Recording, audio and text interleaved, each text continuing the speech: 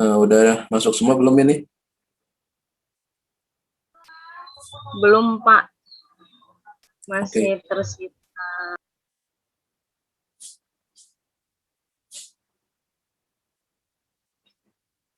Coba dihubungin temennya yang belum.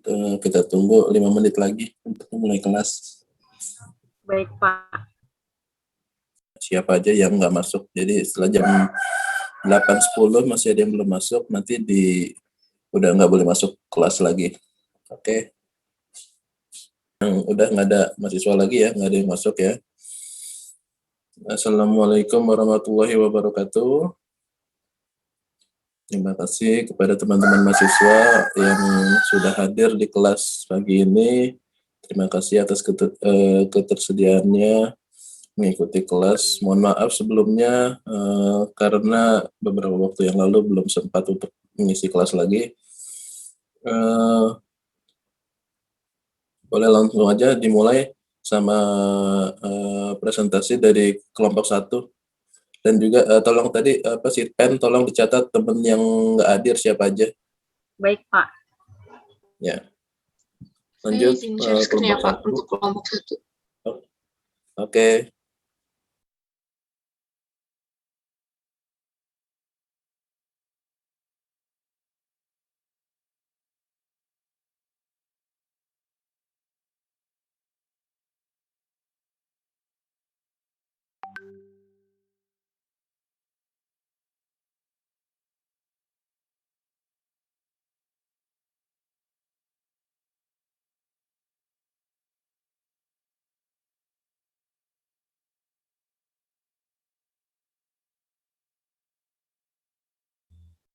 Assalamualaikum warahmatullahi wabarakatuh.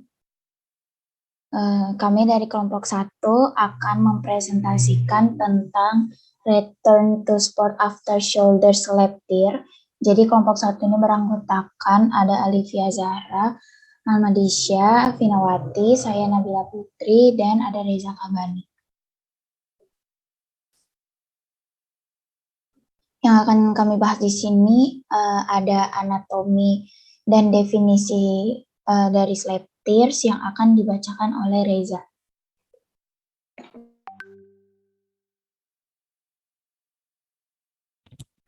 Oke, di sini untuk anatomi dari shoulder, pertama ada tulang. Tulang ini ada humerus, scapula, dan clavicula.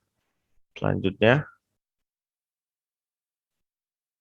dan untuk sendi di sini, sendi di shoulder itu ada sternoclavicular, ada scapulothoracik, ada acromioclavicular, ada glenohumeral joint. Selanjutnya, sini ada ligamen terdiri dari 2 ligamen, ada coracoclavicular ligamen dan ada glenohumeral ligamen. Oke, selanjutnya. Nah, ini otot-ototnya di bagian anterior dan lateral, ada trapezius, ada deltoid dan pectoralis major, ada levator scapula, ada inferior belly, ada subclavius, ada pectoralis minor, stratus anterior, latissimus dorsi. Next. Dan ini ada di bagian posterior, ada trapezius, ada infraspinatus, ada teres minor, ada teres mayor, ada latissimus dorsi, ada levator scapula, rhomboid minor, rhomboidus mayor, ada infraspinatus, ada teres minor, teres mayor, dan latissimus dorsi. Oke. Di sini ada definisi slap. Slap itu merupakan superior labrum anterior posterior, di mana adanya robekan pada labrum bagian atas depanan yaitu anterior dan bagian belakang yaitu posterior.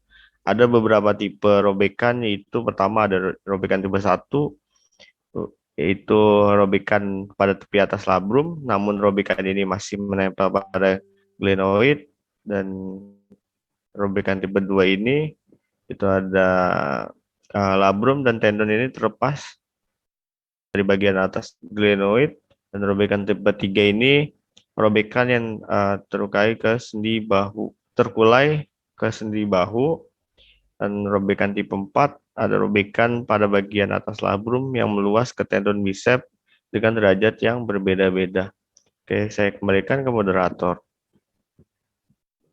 Baik, selanjutnya untuk gejala dan penyebab dari slap tear akan dibacakan oleh Alivia. Terima kasih moderator. Untuk penyebab dan gejalanya itu, pertama penyebab slap tear ini cedera pada labrum biasanya terjadi akibat trauma akut atau gerakan berulang pada bahu.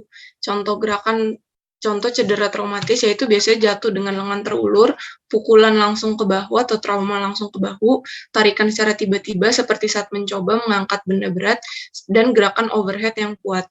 Lalu untuk gejalanya slap tear ini mirip-mirip dengan gejala dari cedera bahu lain seperti nyeri, biasanya terasa nyeri saat melakukan aktivitas atau gerakan overhead atau di atas kepala, melakukan penangkapan, penguncian, popping atau grinding pada bahu, nyeri pada malam hari setelah melakukan aktivitas sehari-hari, rasa tidak stabil di bahu, dan penurunan lingkup gerak sendi serta penurunan kekuatan dari bahu itu sendiri.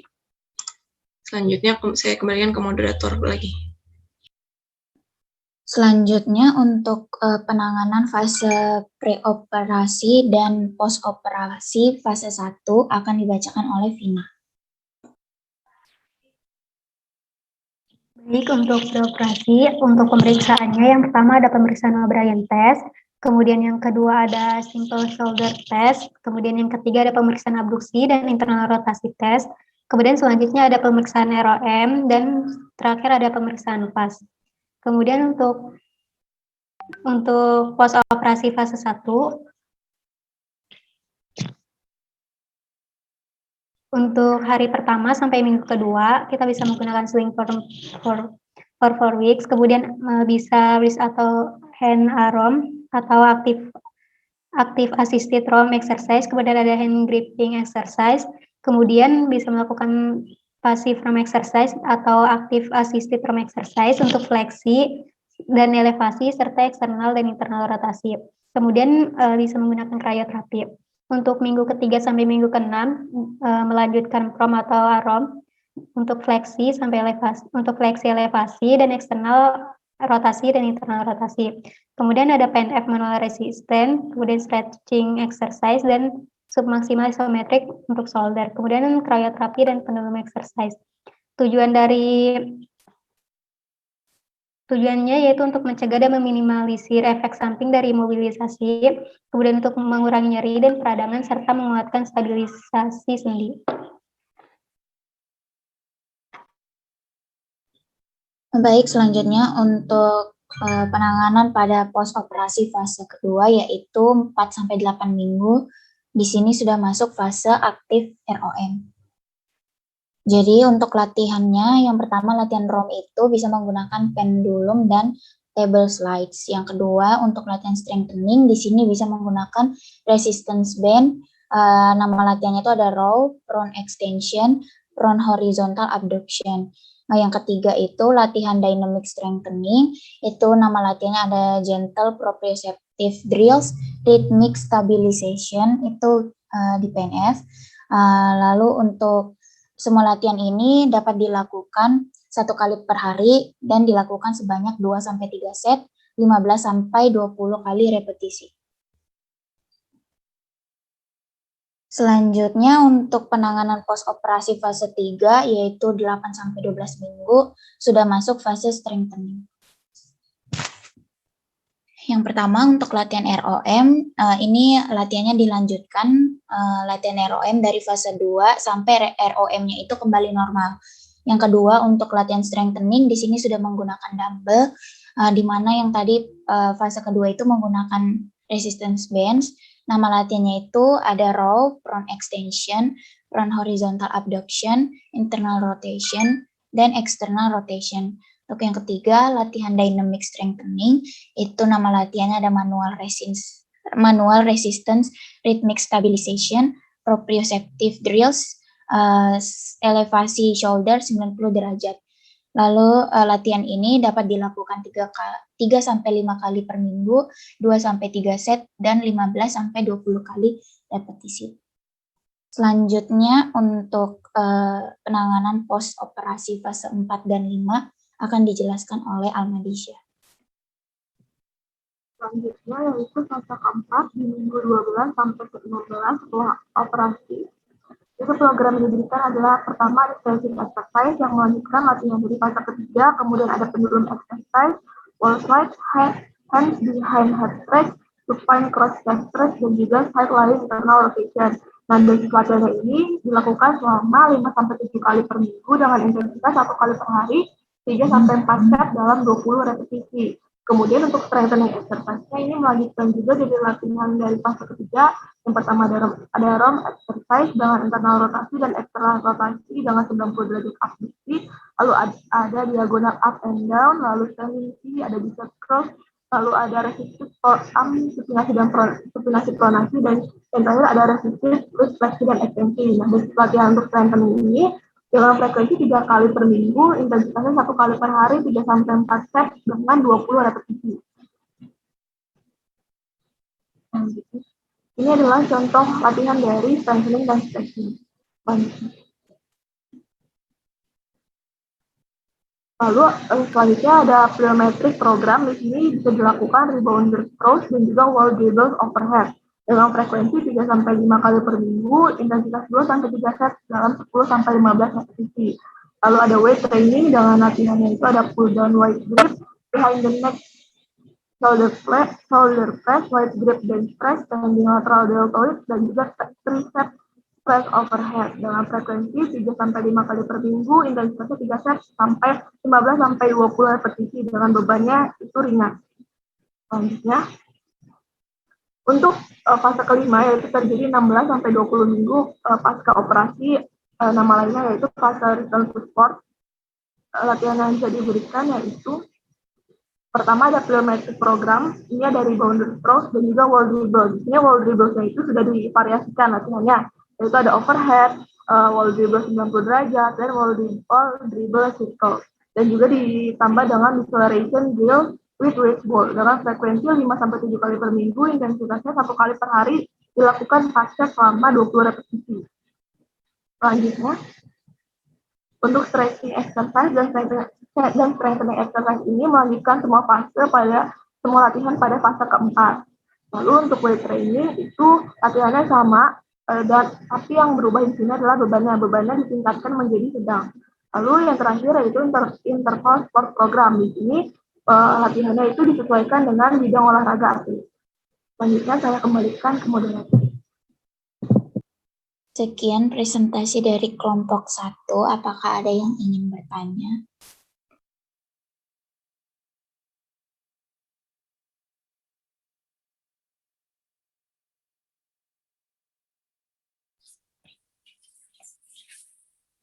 Terima kasih kepada kelompok 1 atas presentasinya. Coba untuk dilengkapi lagi, tadi kan fase untuk return to sport. Jadi fase return to sport adalah fase di mana mengetahui apakah atlet itu sudah boleh kembali ke cabang olahraganya atau belum. Misal secara range of motion-nya dia sudah kembali, secara powernya dia udah kembali, secara plyometriknya dia udah bagus. Jadi biasanya kalau di ankle itu atau di lower extreme itu ada lari angka 8, ada tuck jump, terus ada single leg hop test. Jadi itu mengetahui kriteria apakah dia sudah sama kemampuannya dengan sisi yang sehat. Itu maksimal 90% dari sisi yang sehat. Jadi coba ini dilengkapi lagi sambil nanti untuk terakhir dikumpulkan kriteria of return to sport. Jadi itu nggak cuma hanya tadi udah bagus latihannya, setelahnya, dan juga menambahkan untuk kelompok selanjutnya nanti juga ditambahkan mungkin setelah dia return to sport, ada nama fasenya pencegahan, dari mana supaya tidak terjadi pengulangan cedera yang sama, karena untuk membantu atlet supaya tetap pada top levelnya. Jadi tujuan dari pemeriksaan ini adalah supaya benar-benar memastikan, dan ini juga yang membedakan kita dengan dengan profesi yang lain, dalam artian yang anak olahraga yang dalam artian sarjana olahraga yang biasanya juga turut serta ikut berada di area ini, karena area ini sebenarnya olahraga ini area abu-abu. Jadi sarjana olahraga juga banyak sekali yang masuk ke dalam ranah ini, dan banyak juga yang mungkin sudah jadi bahasa umum adalah mereka juga mengaku-aku sebagai fisioterapi. Makanya dari awal yang paling ditekankan adalah bagaimana kita membuat asesmen sehingga kita bisa membuat program injury prevention terhadap atlet yang kita akan tanganin sampai yang levelnya cedera, dalam artian bagaimana kita memastikan bahwa atlet kita benar-benar safe, benar-benar aman untuk melanjutkan olahraganya, dan memastikan adalah dia kembali bermain pada top levelnya. Misalnya tadinya dia contoh pemain basket, pemain sepak bola, misalnya siapa, Cristiano Ronaldo. Tadinya dia bergabung di Juventus, lalu dia cedera, lalu teman-teman mungkin ada yang megang dia sehingga dia bisa kembali berolahraga, tapi setelah itu dia cuma bisa main di Persija gitu. Nah, itu berarti terjadi penurunan kemampuannya dia. Nah, itu yang jadi tanggung jawab oleh fisioterapi adalah bagaimana mengembalikan atlet-atlet ini tetap pada top levelnya mereka. Gitu. Oke, kelompok 1 tolong tadi dilengkapi untuk kriteria of return to sport. Selanjutnya, kelompok 2, atau kalau masih ada pertanyaan dari teman-teman yang lain.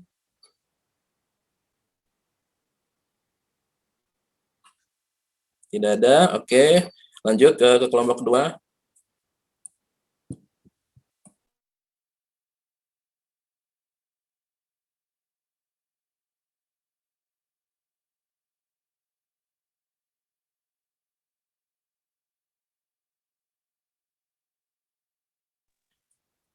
Mana kelompok 2?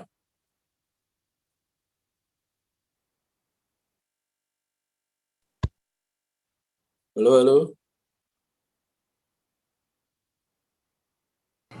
Izin share screen ya, Pak. Ya, monggo.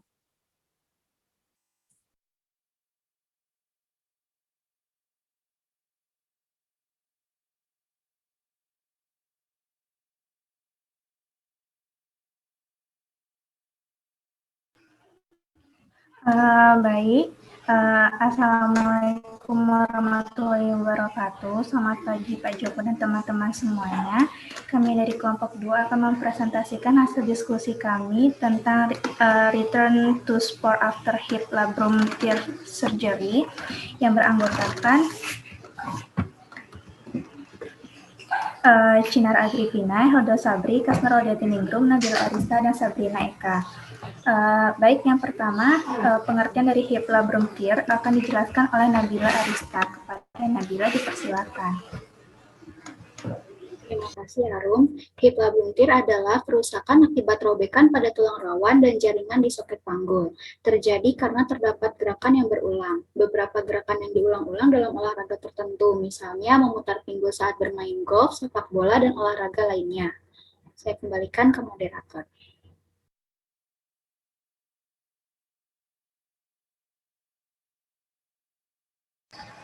Selanjutnya akan dibacakan oleh Sabrina. Kepada Sabrina dipersilakan. Baik, terima kasih Arum. Jadi selanjutnya di sini tuh ada dua jenis operasi untuk hip labrar-tear. Ini yang pertama itu labrumnya itu hanya dijahit, kalau misalkan sobeknya itu nggak terlalu parah. Selanjutnya,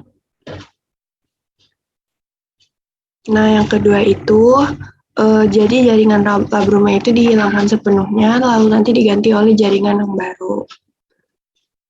Oke, saya kembalikan kepada moderator.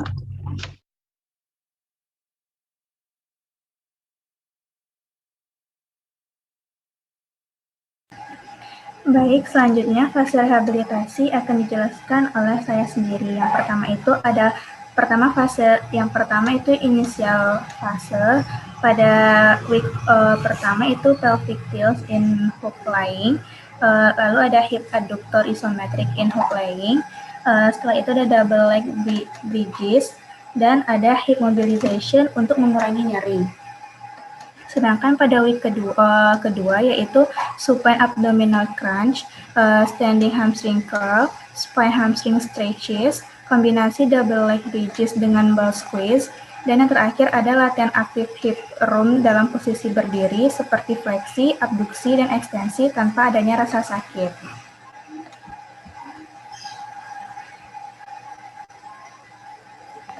Selanjutnya, pada minggu ketiga akan dijelaskan oleh Heldo. Kepada Heldo dipersilakan.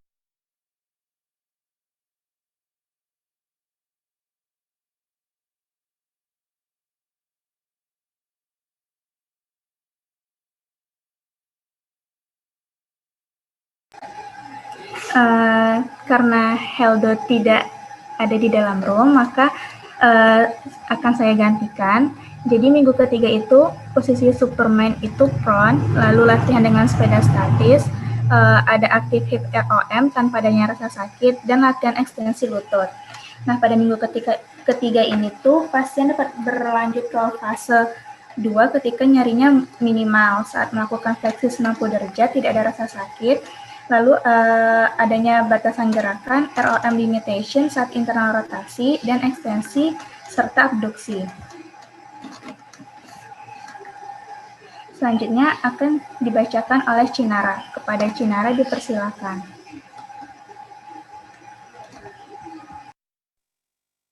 Sebelumnya maaf suara saya hilang. Selanjutnya pada week 4 sampai ke 5 itu ada phase 2, intermediate phase. Pada week 4 sampai 5 itu ada crunches dengan resistance. Selanjutnya ada hip active ROM dengan resistance ringan. Lalu ada quadricep bird dogs dan juga ada aquatic therapy exercises. Lalu pada weeks ke-6 itu ada weight shift, terus ada mini squat, yang ketiga ada calf rise, dan juga ada standing calf stretches. Kembalikan pada moderator.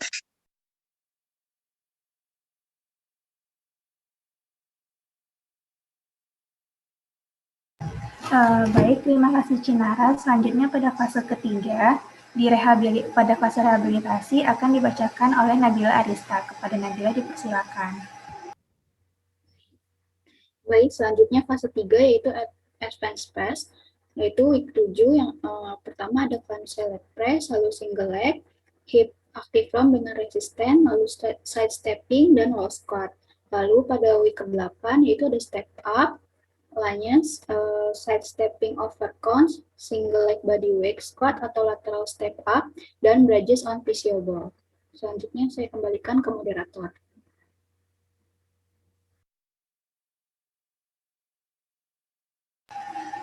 Baik, Nabila. Selanjutnya pada fase 4 itu akan dijelaskan oleh Sabrina. Kepada Sabrina dipersilakan.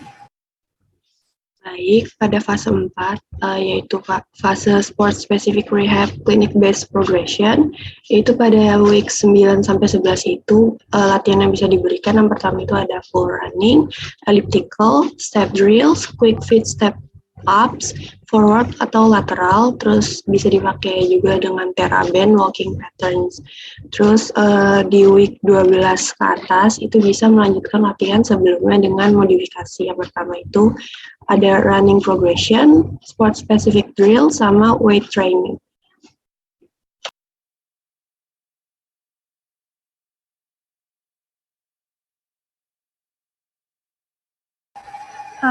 Terima kasih Sabrina.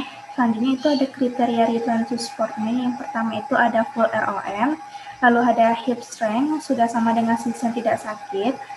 Selanjutnya ada single leg pick up setinggi pelvic. Terus ada kemampuan untuk melakukan latihan khusus olahraga dengan kecepatan penuh tanpa rasa sakit. Dan yang terakhir itu ada menyelesaikan functional sport test-nya. Sekian hasil presentasi dari kami. Berikut adalah referensi sumber yang kami ambil. Sekian, terima kasih. Apakah dari teman-teman atau dari Pak Joko ada yang ingin bertanya atau menanggapi?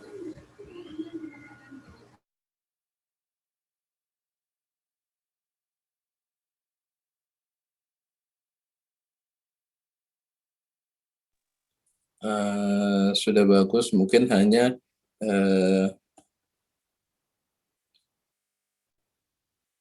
nggak cuma tadi, soalnya juga buat kelompok yang lain mungkin bisa ditambahkan lagi juga untuk jadi untuk fase pertama itu lebih kepada perawatan luka atau perawatan jaringan yang rusak, karena satu manajemen nyeri, manajemen bengkak, manajemen ROM itu adanya di fase 1. Soal week-weeknya ini itu bebas, tergantung dari proses penyembuhan dari jaringannya itu sendiri. Dan sebaiknya untuk semua ini juga bisa diaplikasikan pada pasien-pasien yang non surgery, kan ini kebanyakan lebih kepada surgery ya. Jadi kalau emang dia sudah ada indikasi untuk labrartir, mungkin untuk fase yang ringan bisa dimulai dengan latihan-latihan yang teman-teman dari kelompok 2 ini berikan. Kemudian untuk fase keduanya itu mulai kepada penguatan dan koordinasi dari otot-otot itu sendiri. Bagaimana dia bisa kuat dan juga bisa seimbang antara otot prime movernya sama stabilisatornya sama co-contraction-nya. Yang ketiga adalah dia kalau sudah kuat segala macam, udah ROM-nya udah tercapai, itu latihannya lebih kepada gerakan-gerakan yang melawan dari berat badan tubuh. Dalam artian latihannya udah weight training, sudah menggunakan beban, udah menggunakan mesin kayak leg press, leg curl, kalau bahu misalnya pakai alat yang lain. Terus adalah latihan plyometrik, latihan gaya ledak masuknya di fase ketiga itu. Nah, fase keempat itu adalah fase return to sport. Jadi fase di mana dia kembali ke cabang olahraganya. Kayak tadi temennya sudah memberikan kriteria bagaimana kriteria pada kasus labrartir pada hip itu bisa kembali ke cabang olahraganya. Dan jadi ada dibedakan lagi, lebih spesifik lagi, ini nggak usah sih sebenarnya, ini hanya informasi aja bahwa return to sport itu ada 3. Yang pertama dia return to sport benar-benar dia dari yang individual, dari latihan yang sama fisionya aja, dia mulai gabung ke tim, di mana dia berlatih. Tapi dia belum gabung hanya ikut di satu tempat saja, tapi tetap melakukan penguatan-penguatan yang sifatnya tadi plyometrik, terus running exercise-nya, dan lain-lain. Lalu masuk ke return to train. Nah, kalau udah fase return to train, dia sudah boleh ikut latihan ke pelatihnya. Tapi dengan beberapa catatan, misalnya kita harus tahu dulu program mingguan. Yang pertama program mingguan. Program mingguan apa aja isinya, pelatih mau ngasih program apa saja, dan juga daily program. Jadi setiap hari lebih spesifik lagi. Dia misalnya hari ini mau kepada latihan beban. Oke, latihan bebannya di area mana? Apakah di upper, apakah di lower? Terus kalau misalnya ini kan kebetulan di lower, oke, hari itu tim sedang programnya adalah lower strengthening. Nah, latihan-latihan apa saja yang atlet itu boleh gabung ke timnya, dan latihan apa saja yang harus di skip.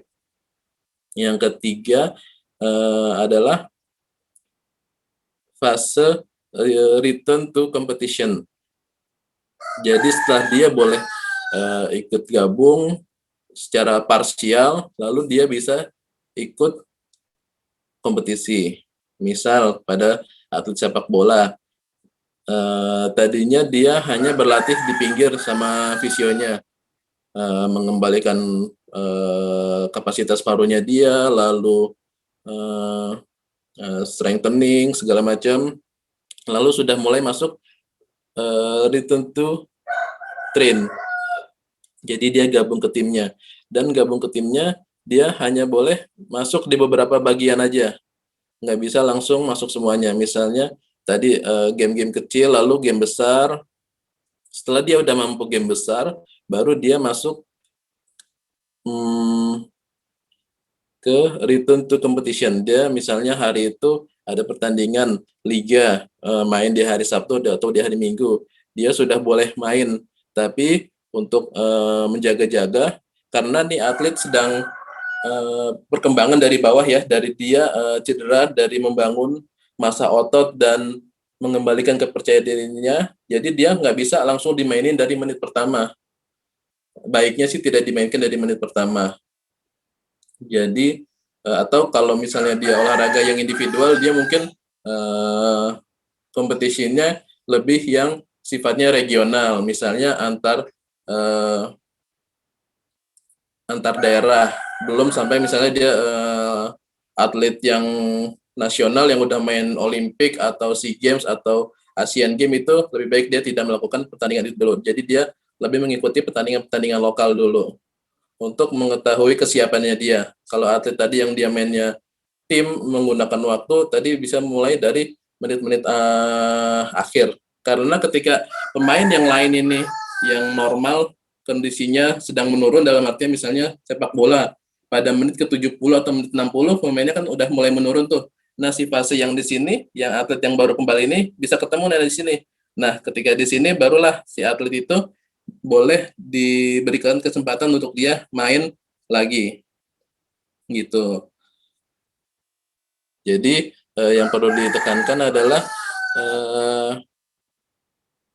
fase-fasenya tadi, dari fase 1 perawatan lukanya, baik itu pengembalian range of motion-nya, pengembalian bengkaknya seperti sedia kala sebelum cedera, terus nyerinya juga, lalu yang kedua adalah kepada strength-nya, yang ketiga lebih kepada fungsional training, lari, agility, plyometric-nya, sampai dia fase keempat, fase dia return to sport. Return to sport-nya juga dibagi lebih detail lagi. Return to sport, return to train, sama return to competition. Lalu di fase ada lagi, sebenarnya ada satu lagi, fase 5, makanya tadi saya bilang, jadi setelah dia udah meskipun sudah normal mainnya, tapi bagaimana kita men-set supaya cedera itu jangan kembali. Jadi latihan yang sifatnya pencegahan terhadap cedera yang lalu. Jadi pencegahan cedera yang lalu itu nggak hanya berdasarkan cedera dia waktu itu, misalnya kita tadi ini dia habis operasi hip labrum, tapi misalnya berdasarkan hasil asesmen pre-competition kita, dia ternyata masih punya problem pada back-nya atau pada upper extremity-nya, itu juga ditambahkan juga masuk ke dalam program injury prevention. Jadi Ada injury prevention yang sifatnya global, itu tim, ada yang sifatnya individual. Jadi nggak semuanya dalam satu kali latihan itu programnya sama semua. Jadi ada beberapa mungkin yang dia lebih spesifik. Gitu. Jadi bahkan ada dulu itu ada Arjen Robben sama Frank Ribery itu waktu di Bayern Munchen.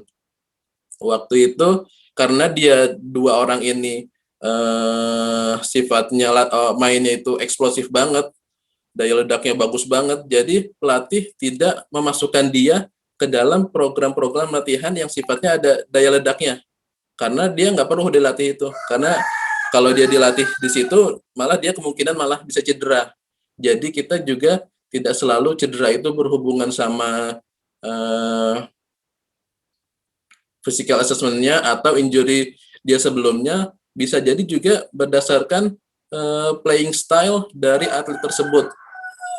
Jadi jangan sampai berdasarkan playing style atlet tersebut malah kita memberikan program yang membuat mereka malah jadi injury yang tadinya dia mungkin nggak ada masalah malah jadi masalah gitu. Oke. Selanjutnya untuk kelompok 3.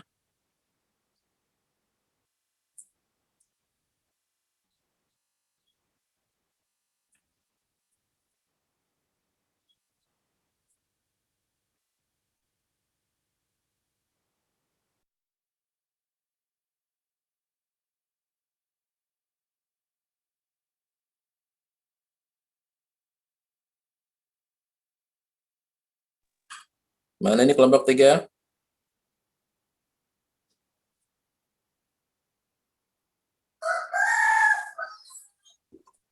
Izin share screen, Pak. Ya.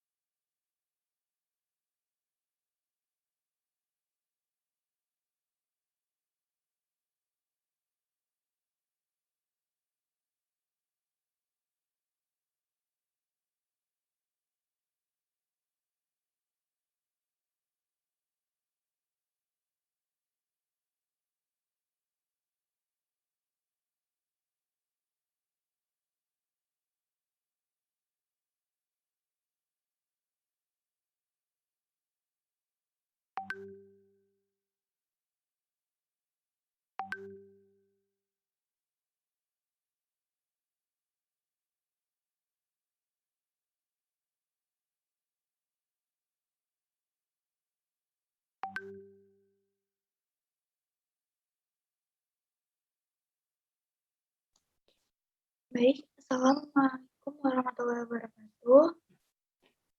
Kami dari kelompok 3 akan mempresentasikan mengenai return to sport after ankle ligament reconstruction. Kelompok 3 ini berisi Alma Benanda, saya sendiri, Dea Ulhusna, Laudan Nurulpuspa, kemudian ada Leila Cahyarini. Boleh di Baik. Ankle ligament reconstruction ini merupakan operasi untuk mengencangkan atau menguatkan kembali ligamen pada pergelangan kaki. Biasanya terjadi setelah terlebih dahulu mengalami strain ligamen yang berulang, sehingga ligamennya melemah dan berefek kepada unstable ankle nantinya. Boleh di next. Lalu untuk return to sport after ankle ligament reconstruction ini terdiri dari 4 stage. Pertama ada stage pertama yaitu di minggu pertama sampai ke-6, stage kedua minggu ke-7 sampai ke-11, lalu stage ketiga minggu ke-12 sampai ke-24 atau sampai 6 bulan, lalu stage keempat itu 6 bulan sampai 1 tahun. Next. Untuk yang stage pertama ini adalah fase benar-benar habis operasi. Jadi minggu pertama dan kedua ini masih imobilisasi menggunakan splint atau boots seperti yang di gambar. Kemudian tidak ada weight bearing pada kaki yang mengalami operasi. Jadi menggunakan alat bantu. Terus lalu di minggu ke-5 sampai ke-6 penggunaan boot ini hanya pada saat-saat tertentu saja, yaitu misalkan pada saat turun dari bed itu baru digunakan. Kemudian di minggu ke-3 sampai minggu ke-4 ini sudah full weight bearing pada ankle yang telah dioperasi dengan menggunakan boot selama 1 hari penuh kecuali pada saat-saat mandi. Nah, penggunaan boot ini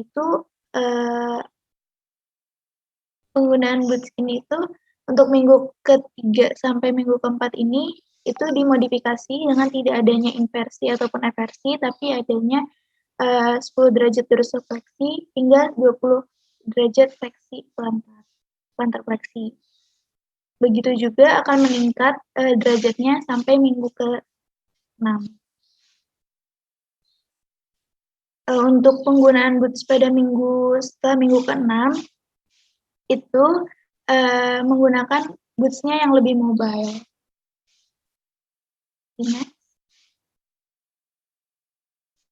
Nah, exercise yang mungkin bisa dilakukan pada stage pertama ini tuh seperti ada plank from knee, lalu ada pull up squat sets, and hollow hold abdominal. Untuk selanjutnya, stage kedua akan dijelaskan oleh Alma Benanda. Ada Alma dipersilakan. Baik, terima kasih Dewa. Untuk return to sport stage 2 ini dari week 7 sampai week 11, yaitu dengan goalnya adalah untuk mendapatkan full range of motion. Lalu untuk MMT pada FRC-nya dapat di MMT 4 atau 5. Lalu untuk restriction-nya itu tidak boleh ada balance exercise sampai FRC-nya sudah di grade 4 atau 5, sama nggak ada impact exercise juga. Untuk milestone agar dapat pindah ke stage berikutnya adalah dengan MMT FRC yaitu 4 atau 5 menggunakan Oxford Scale, lalu sudah dapat full range of motion, sudah tidak menggunakan air case boot lagi seperti week sebelumnya, dan juga dapat melakukan neutral foot position menggunakan weight bearing atau dapat mobilisasi. Next. Untuk exercise-nya di sini dapat menggunakan terapi latihan maupun manual terapi. Kalau manual terapi itu terdapat massage, lalu joint mobilization. Kita juga harus memonitor sensasi dari bengkak, lalu temperatur atau tanda-tanda inflamasi. Lalu untuk terapi latihannya kita dapat menggunakan resisted inversi FRC. Kita juga dapat melakukan stretching pada Achilles tendon dengan melakukan calf stretch. Lalu kita juga dapat melakukan core stability. Lalu untuk balance-nya kita dapat menggunakan single leg balance atau double leg balance. Selanjutnya stage 3 akan dijelaskan oleh Laila. Pada Laila dipersilakan. Untuk week 12 dan 24 sampai 24 goals-nya itu adalah kekuatan muscle-nya itu sampai grade 4 atau 5 menurut Oxford Scale. Kemudian full range of motion, terus mobilisasi dari aircast boots-nya, terus neutral foot position dengan weight bearing. Kemudian precaution-nya itu tidak ada lompat, hopping atau berolahraga. Untuk kemudian ISO-nya itu protect repair outside of therapy appointment.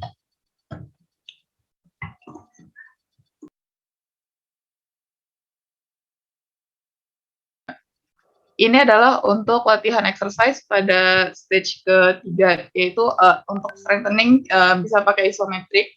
Kemudian balance di sini berfungsi untuk weight bearing, kemudian gait drills.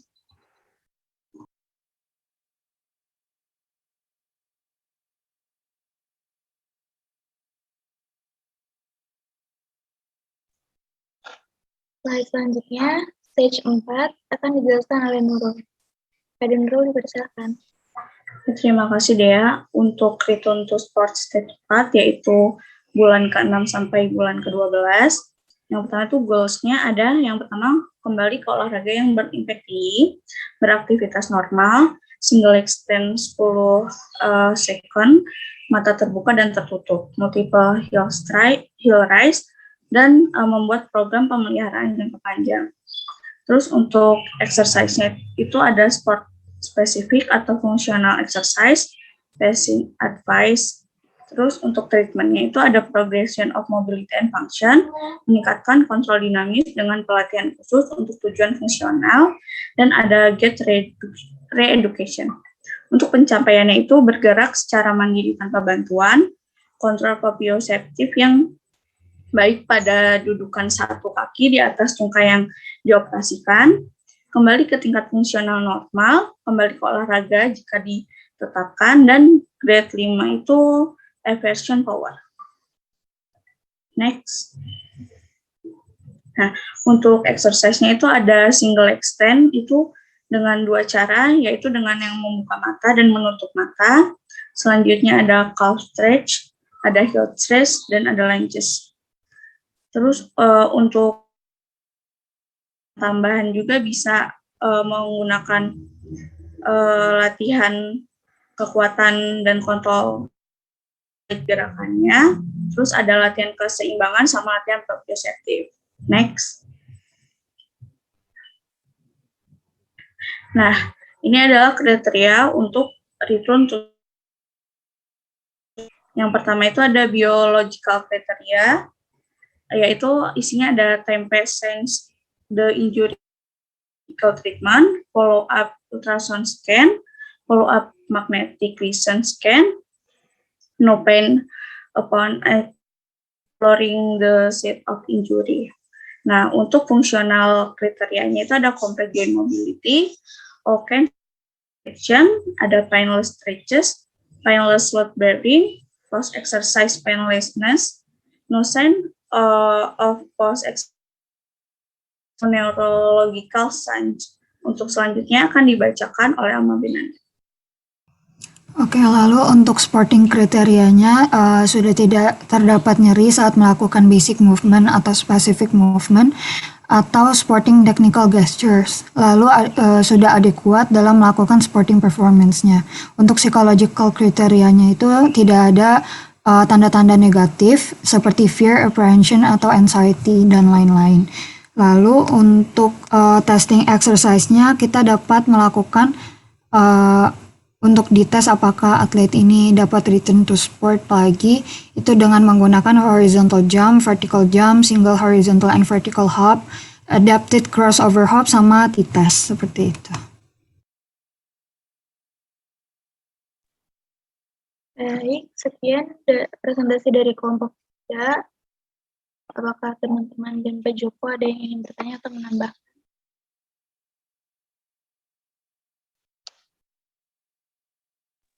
Oke, tadi bagus, udah ada kayak T-test, terus single leg hop test, itu juga mungkin bisa ditambahkan lagi.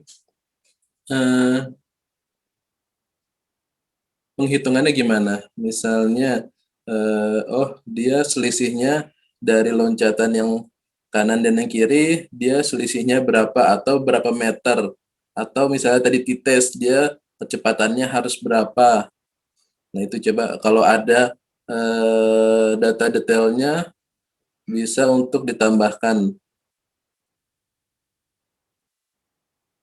Oke, terus tadi bagus pada fase pertama dia nggak cuman fokus pada area yang cedera, tapi juga melatih pada core-nya juga, pada quads-nya juga dan otot-otot yang penunjangnya. Jadi kalau kita megang atlet itu nggak cuman treat the pain, treat the problem, but ya treatmentnya sebagaimana manusia. Jadi semuanya ikut dilatih, nggak cuman ankle tapi juga sisi-sisi yang lain. Karena biasanya apalagi ini kan kasus-kasus yang sudah masuk pada fase dia harus operasi, berarti di mana dia benar-benar nggak gabung ke timnya. Jadi benar-benar dia tidak melakukan latihan sebagaimana biasanya.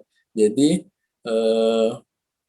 atlet-atlet ini harus dijaga kondisinya pada area-area lain yang tidak cedera.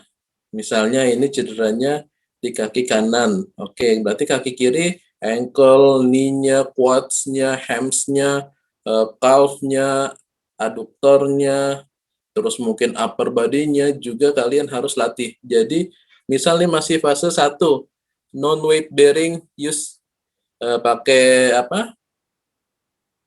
Pakai tongkat. Jadi nggak harus dia pada fase ini dia benar-benar nggak melakukan latihan. Jadi saya lupa, saya nggak punya videonya juga. Jadi waktu itu ada atlet dari Spanyol kalau nggak salah, saya lupa, atlet bulu tangkis. Jadi dia ini waktu itu kena cedera ACL kalau nggak salah di Indonesian Open.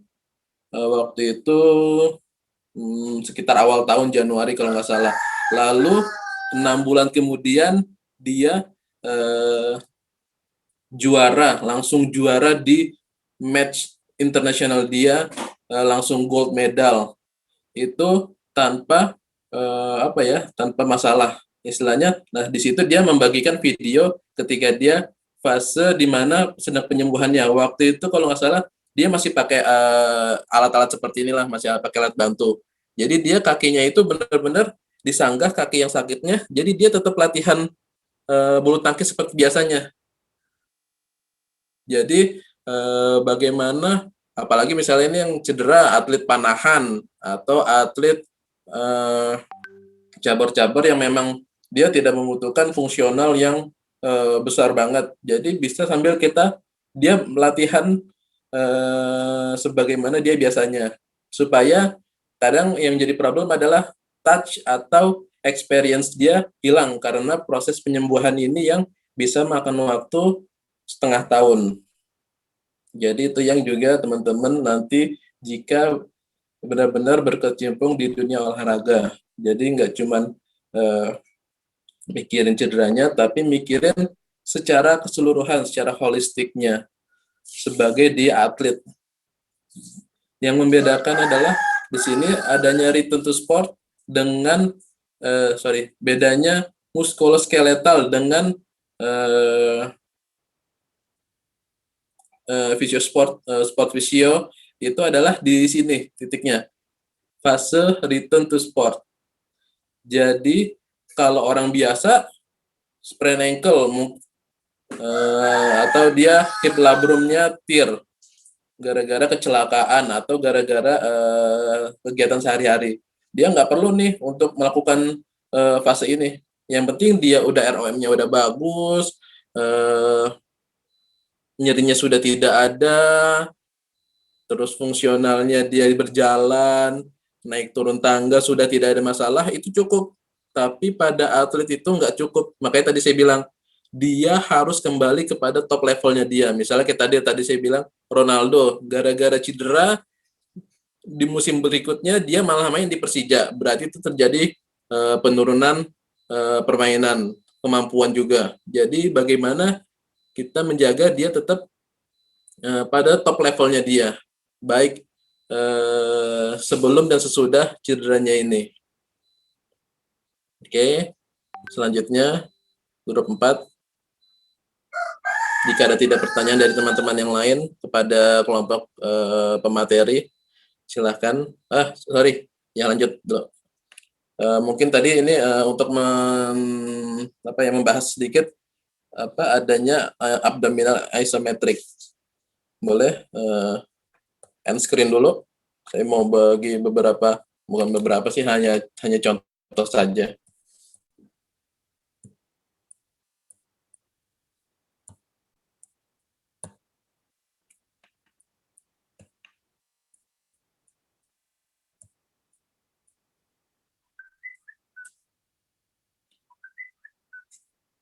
Nah, ini tadi ngomong pada cedera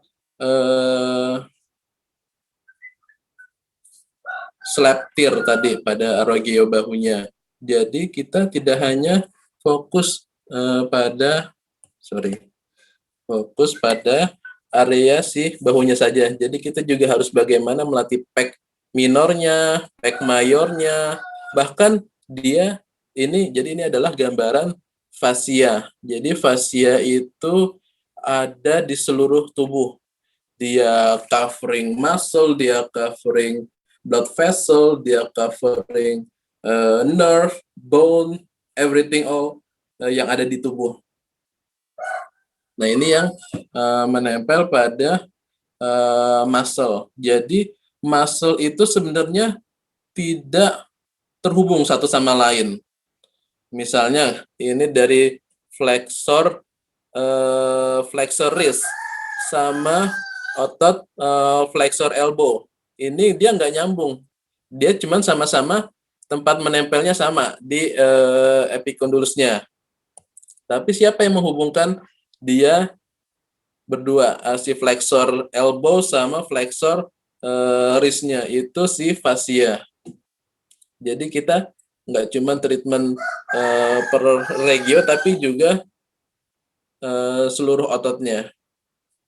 Kemudian misalnya ini pada ini namanya superficial front line arm.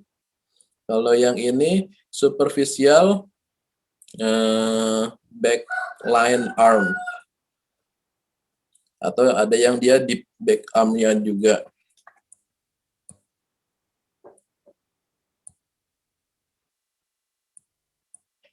Oke.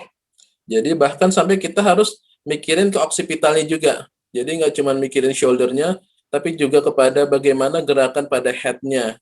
Pada saat kita melakukan latihan stabilisatornya, prime mover-nya, terus juga pada lower traps-nya, bagaimana pada rhomboid-nya, bahkan sampai jari-jari, dia digiti minimusnya dan otot-otot kecil yang ada di tangan itu juga kita harus perhatikan koordinasi dari seluruh area yang mengalami problem. Jadi dan juga dia connect nih antara sisi kanan dan sisi kiri. Jadi balik lagi, kita nggak cuma treatment cederanya, tapi treatment dia sebagai manusia. Jadi semuanya kita treatment, sisi yang sehat, sisi yang problem. Dan jika nanti misalnya melakukan latihan, misalnya latihan step up box, misalnya dia cederanya tadi kaki ankle kaki kanan, Pak atau Mas atau Mbak melangkah duluan yang mana? Jadi jangan dibilang sisi yang problem, jangan. Jadi mulai dia cuma fokus pada kanan dan kiri, nggak usah mikirin mana yang cedera, mana yang tidak cedera. Jadi supaya itu tidak mempengaruhi dia secara psikologikal. Oke, waduh, waktu misalnya dia step up-nya naiknya kanan dulu. Wah, berarti kalau kanan dulu gua nggak berani nih. Jadi bagaimana mempersiapkan atlet juga secara psikologikalnya juga. Latihan-latihan yang diberikan. Terus juga tadi, makanya tadi saya bilangin di bagus tadi abdominal isometric, karena ketika ankle regionnya yang problem, ternyata kita juga harus mikirin sampai abdominalnya, bahkan sampai STM, sternocleidomastoid joint, muscle-nya, sorry. Itu kita harus perhatikan benar-benar. Ini secara fascianya. Jadi semuanya muscle yang ada di tubuh itu saling terhubung satu sama lain. Jadi jangan hanya fokus pada ada yang cedera. Makanya mungkin kalau megang kasus muskuloskeletal setengah jam, 1 jam cukup. Tapi kalau udah megang kasus sport, apalagi udah fase-fase selanjutnya, itu fase ketiga, fase keempat, itu udah nggak cukup 1 jam, bisa bahkan 3 jam latihannya. Jadi ya karena 3 jam itu karena kita melatih benar-benar semuanya, dari kaki, tangan, pinggang, perutnya, semuanya kita latih. Dari strength-nya, dari plyometric-nya, dari balance and coordination-nya, itu semuanya kita latih. Jadi treatment sebagaimana dia seorang atlet. Gitu. Oke. Lanjut ke kelompok terakhir ya. Kelompok 4. Baik Pak, saya izin share screen ya Pak. Ya.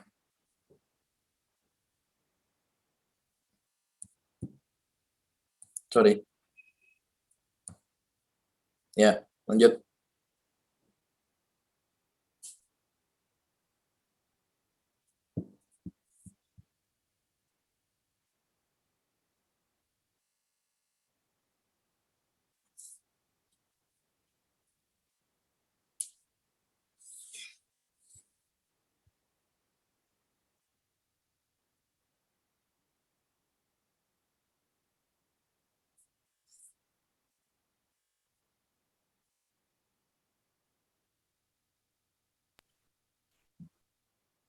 Baik, apakah sudah terlihat? Belum.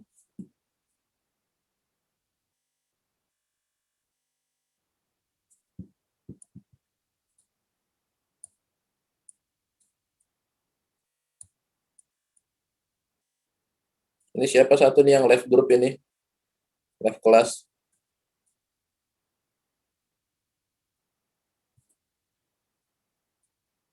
Belum mulai juga, belum muncul. Oke, belum muncul, silakan.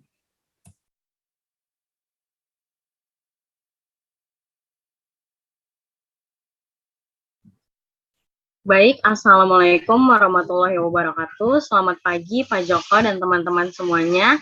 Di sini kami dari kelompok 4 yang terdiri dari Al-Abrar, Afisa Heriani, Lulu Irbah, Nabila Nur Awalia, dan juga Yunita Rahayu akan mempresentasikan tentang bahasan kelompok kami.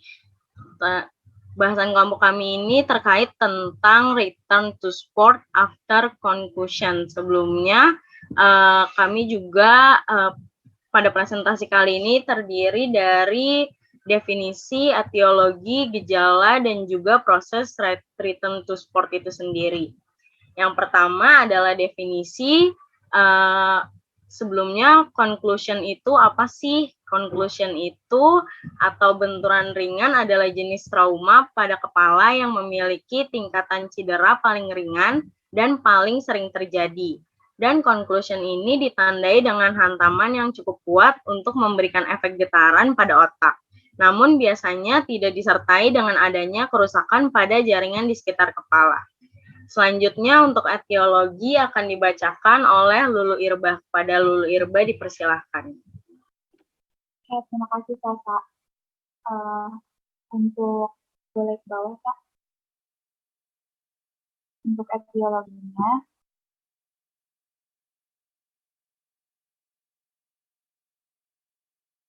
ganti slide Kak. Nah, untuk concussion sendiri terjadi akibat lapisan yang melindungi otak mengalami guncangan atau benturan yang dapat menyebabkan terjadinya gegar otak.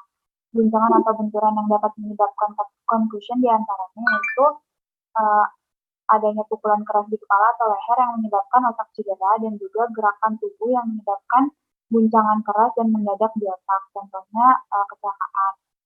Lalu untuk melakukan olahraga dengan resiko tinggi terhadap cedera seperti sepak bola, tinju, dan lainnya dapat meningkatkan resiko terjadinya concussion. Resiko dapat menjadi lebih tinggi apabila atlet tidak menggunakan alat pengaman dan tidak dipantau oleh ahli. Saya kembalikan ke Sasa. Baik, terima kasih Lulu. Selanjutnya untuk gejala akan dibacakan oleh Nabila Nur. Kepada Nabila Nur dipersilahkan. Oke, untuk gejala ada 6 gejala. Yang pertama itu tidak dapat mengingat peristiwa sebelum atau setelah benturan. Lalu yang kedua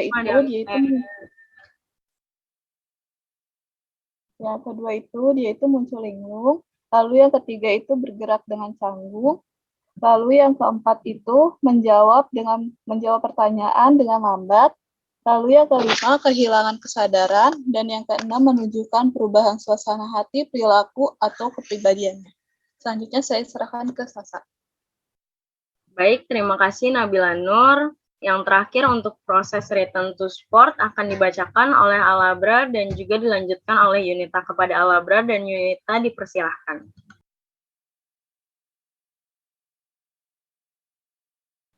Oke, baik. Terima kasih, Sasa. Selanjutnya, ini ada proses return to sport. Boleh ke bawah lagi, Sa. Nah, di sini ada hal yang harus digarisbawahi. Jadi, pre-return to sport, sebelum seorang atlet yang mengalami gegar otak atau concussion dapat kembali bermain, atlet tersebut harus benar-benar bebas dari gejala dan kembali ke normal level baseline sebelum atlet tersebut cedera. Jika ada gejala yang kembali, atlet harus kembali ke tingkat aktivitas tanpa gejala sebelumnya. Pada proses pemulihan, penting untuk menghindari aktivitas apapun yang dapat menyebabkan sentakan atau pukulan pada kepala atau tubuh, karena apabila seseorang sudah mengalami gagal otak, tingkat resiko untuk terkena gagal otak lagi di kemudian hari akan semakin besar. Hal ini harus menjadi perhatian terutama pada atlet yang mengalami gagal otak dan sedang dalam proses return to sport. Saya kembalikan ke moderator. Baik, selanjutnya akan dilanjutkan oleh Yunita. Kepada Yunita dipersilahkan.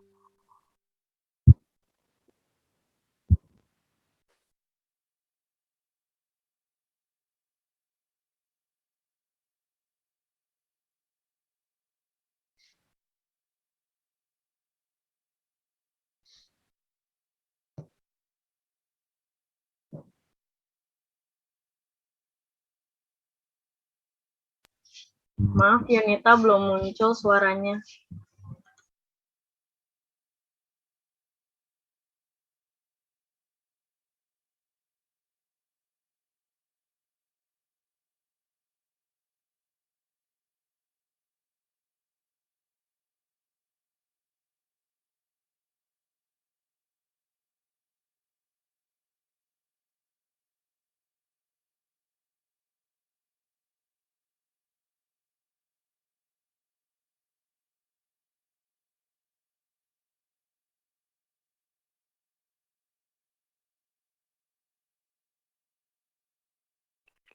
Suara saya sudah terdengar?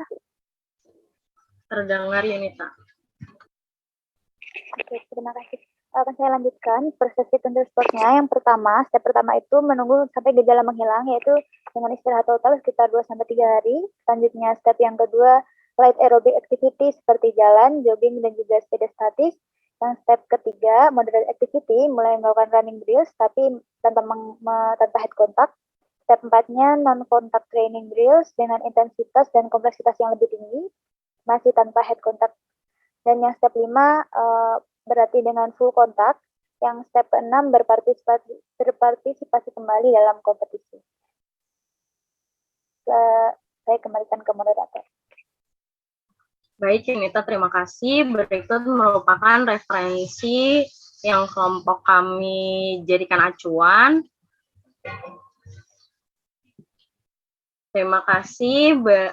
Berikut merupakan hasil diskusi dari kelompok kami. Apakah dari teman-teman dan Pak Joko ada yang ingin didiskusikan kembali? Sebelumnya saya tutup. Wassalamualaikum warahmatullahi wabarakatuh. Terima kasih.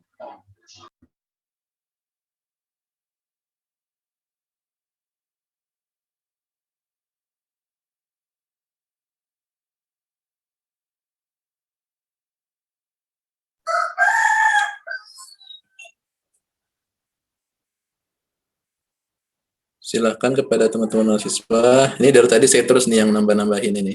Coba teman-teman mungkin ada pertanyaan atau ada yang mau mendapatkan atau punya pengalaman dari semua kasus tadi yang sudah pernah ditangani, atau mungkin jika kalian sudah pernah ikut berpartisipasi dalam komunitas, sudah pernah memegang atau pernah mentreatment misalnya pada event tertentu atau pada event yang sifatnya antar prodi atau antar fakultas gitu. Jadi silahkan jika ada yang mau bertanya atau mau menambahkan atau berbagi tentang beberapa pengalaman di Sport Physio tentang materi yang hari ini kita bagikan. Silahkan.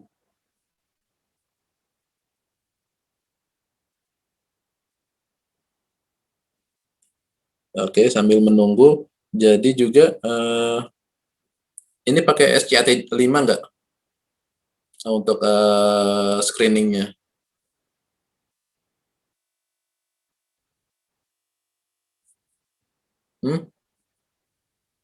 Coba moderator dari kelompok 4.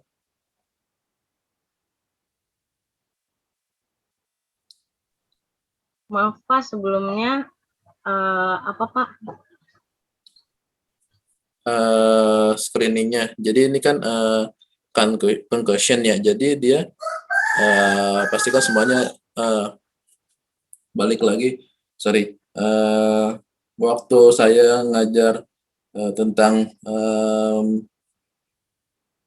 apa saja yang harus ada pada salah satu. Coba ini di unscreen dulu. Saya mau screen. Atau bisa saya langsung screen sekarang. Oke. Jadi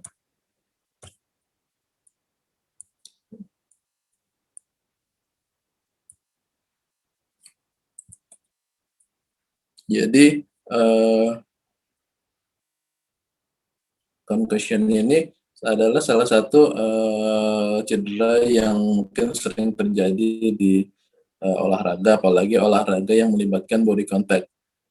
Nah, salah satu tools yang ada di dalam tas medical itu adalah kalau nggak salah saya ingat itu adalah adanya kertas. Nah, kertasnya itu bisa berupa kertas kosong yang bisa nanti diisi tentang cederanya itu, yang lalu dibagikan kepada pihak rumah sakit yang jika cederanya itu parah, atau seperti ini, SCAT.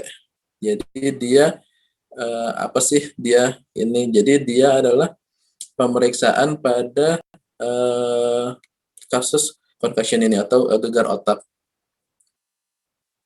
Jadi ini apakah dia degree-nya parah atau ringan bisa ketahuan dari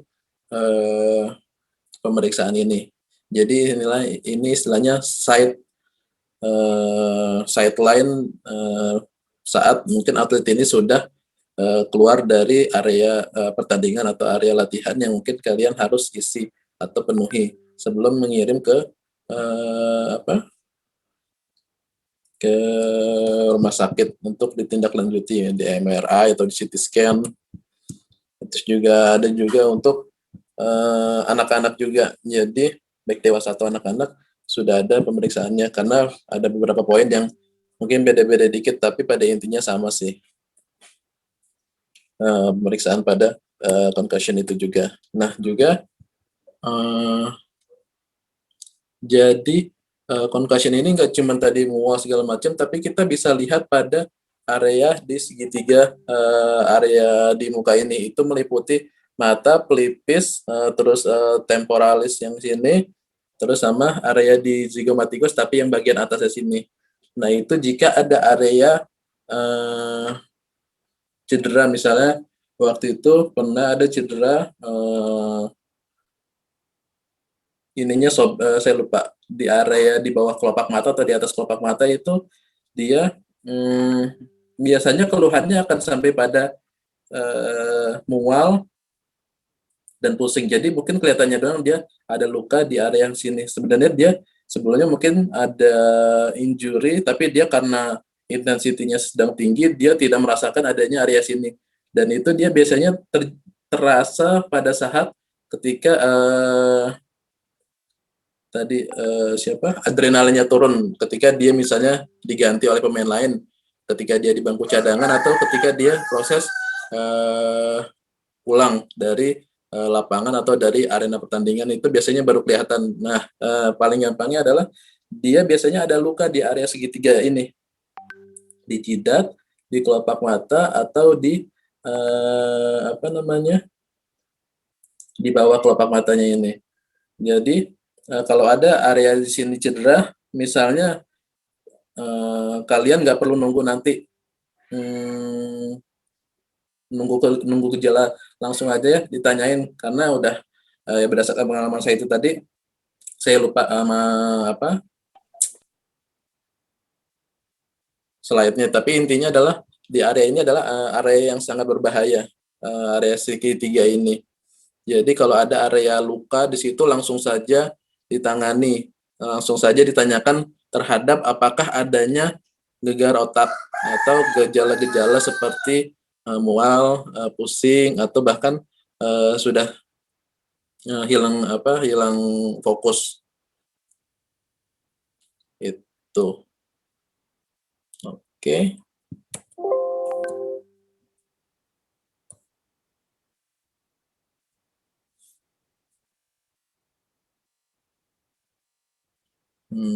Ada lagi mungkin teman-teman yang mau menanyakan?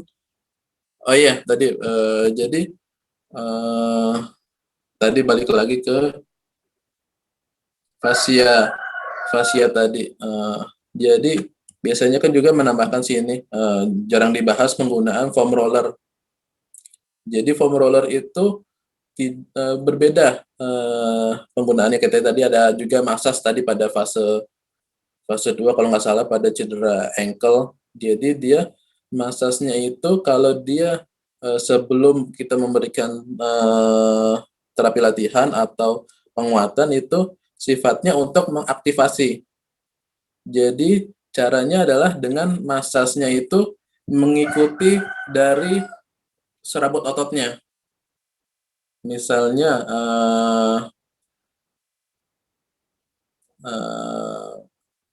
bagian anteriornya, massage-nya mengikuti dari, jadi makanya pentingnya anatomi itu adalah untuk mengetahui dari mana otot itu berasal sampai mana otot itu berakhir, dari insersio sampai origo sampai ke insersionya. Jadi kita massage mengikuti serabut otot itu, dan itu dilakukan di bawah di antara 6 sampai 8. Karena kalau kita mau massage-nya repetisinya pengulangannya di bawah 6 itu nggak dapat, jadi nggak dapat targetnya. Jadi ototnya nggak kestimulus, tidak terjadi aktivasi daripada otot tersebut. Dan juga tidak boleh melebihi dari 8, misalnya 9, 10.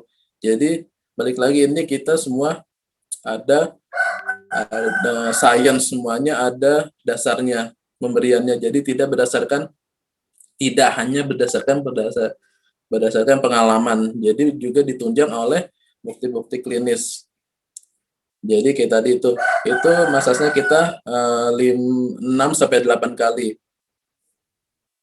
Tapi boleh nggak yang kita massage-nya mengikuti serabut ototnya itu, tapi setelah latihan atau setelah pemberian terapi latihan atau strengthening program, itu boleh, tapi harus di bawah 6. Karena kalau enggak nanti ototnya udah capek malah overactivated lagi, tambah capek lagi. Jadi kita massage-nya itu mempersiapkan ototnya itu supaya ready sebelum menerima beban latihan. Lalu setelah latihan atau setelah kompetisi itu adalah dia sifatnya cross fiber muscle. Kayak tadi misalnya tibialis anterior, dia arahnya ke atas nih. Jadi kita massage-nya melawan. Jadi tujuannya apa? Prinsipnya sih kayak friction. Jadi melepaskan perlengketan yang ada di otot. Karena kan dia habis kontraksi habis latihan nih begini nih. Nah, kita kasih massage yang sifatnya cross fiber muscle, jadi melawan dari serabut ototnya supaya melepaskan perlengketan yang ada pada ototnya sehingga dia bisa lebih kebuka atau lebih rileks lagi. Terus juga berkaitan sama dengan foam roller. Biasanya jadi foam roller itu diciptakan itu sebenarnya karena fisio atau master yang ada di tim itu kurang. Jadi ya perlu alat bantu supaya semua orang bisa mencapai target. Misalnya kita tadi untuk aktivasi, jadi nggak mungkin kita sepak bola, misalnya contoh sepak bola atau atlet apapun itu, atletnya ada 24. Kita mau latihan atau mau kompetisi atau mau pertandingan. Nggak mungkin kita maksasin semuanya 24-24-nya. Jadi kita menggunakan alat bantu, ya salah satunya adalah foam roller. Nah, foam roller ini prinsipnya penggunaannya kayak seperti massage tadi. Jadi sebelum latihan dan sesudah latihan itu cara penggunaannya berbeda. Jadi kalau sebelum dia foam rollernya mengikuti serabut otot, prinsipnya kalau dia setelah latihan atau setelah pertandingan itu foam rollernya melawan dari serabut otot tersebut. Oke. Ada lagi yang mungkin mau ditanyakan atau mau disampaikan?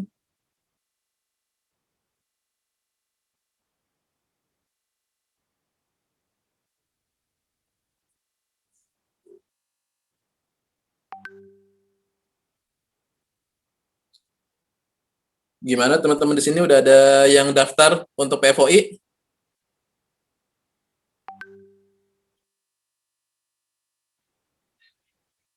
Coba si pennya wakilkan atau yang ngacung aja yang udah ada daftar di PFOI. Sejauh ini belum ada teman-teman yang mendaftar, Pak. Mungkin teman-teman dari mahasiswa yang laki-laki berminat nantinya gitu, Pak. Yang wanita nggak berminat di olahraga?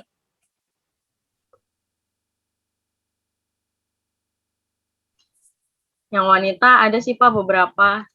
Kayak misalnya Ruth Golda gitu, Pak. Yang emang suka di sport. Oke.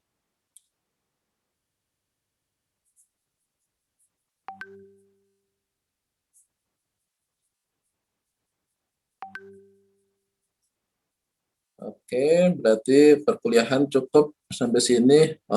Pas buat kalian istirahat sebentar untuk melanjutkan kelas selanjutnya. Terima kasih sudah mendengarkan dan mengikuti kelas saya.